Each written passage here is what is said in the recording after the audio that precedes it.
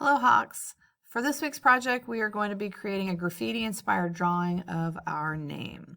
So in the lesson, I have uploaded different graffiti alphabets. You may choose from one of these, or you can always Google graffiti alphabet font. That's where I found these suggestions, and pick out another one if you like, but I do have a lot of options in the lesson that are uploaded.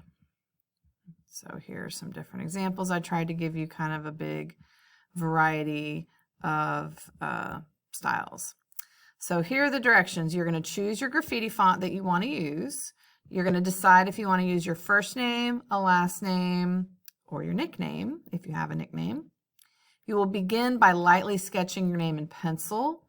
You will erase and make a lot of adjustments for this, especially with the spacing and the placement of the letters. I know this because I did my own last name, so I'll show you that here in a moment. I did a sketch of it. And I did lots of revisions as I was going along, so please draw lightly. That's why I'm telling you this. You need to sketch light. You should always be sketching light when you're starting any project, so that way you can erase easily. Once you get the basic outline of all your letters and the spacing and placement where you want it, you're going to add patterns and designs inside of the letters. I suggest adding some drips coming down from the bottom of the letters to look like real graffiti. Once your name is completed, you're going to sketch a background.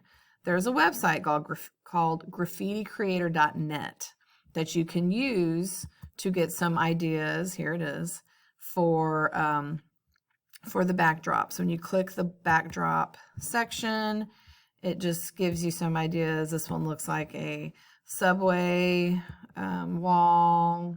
That one's got some flowers. This looks like it's in an art gallery. There's a couple here that look like brick walls, which of course that's sort of a classic design. You can come up with something else. This looks like it's just the side of a building with a dumpster. That's kind of funny. Side of a subway car or a train.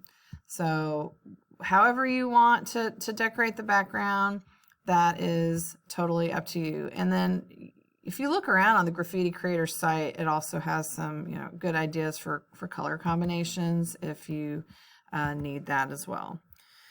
So once you're done with your pencil sketch in the background, you're going to color in your design. Okay, graffiti is bright and vibrant. You may use markers, colored pencils, or the watercolors if you would like for this. You just want it to be as bright as possible. And just think of everything we've talked about with color, the different color schemes, which ones, complementary colors, and different color schemes, colors that work really well together and set each other off and make each other pop out. So be mindful of the colors you choose.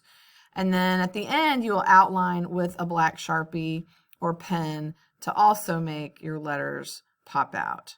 So I'm going to pause this for a second, and then I'm going to hold up the one that I did.